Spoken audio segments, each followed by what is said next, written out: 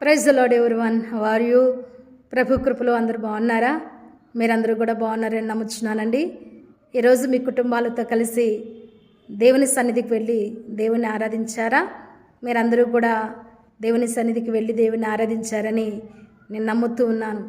ఎవరము కూడా అనవసరముగా ఇళ్ళ దగ్గర కూర్చొని పోయి వ్యర్థమైన వాటి కొరకు దేవుని సన్నిధిని ఎప్పుడు కూడా మనము విడిచిపెట్టకూడదు, ఆరాధించటము మానకూడదు.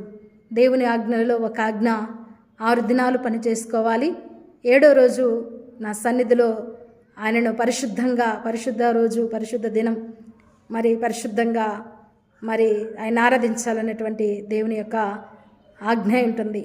ఆజ్ఞ అతిక్రమమే పాపము.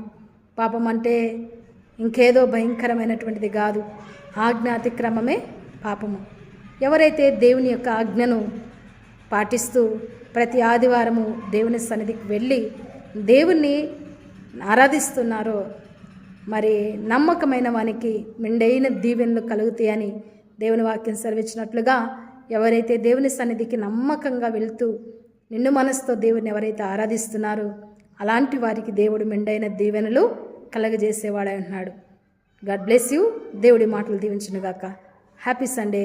Have a blessed day. దేవుడు మిమ్మల్ని మీ కుటుంబాలను నిండుగా దీవించునుగాక. ఆమెన్. Praise the lord.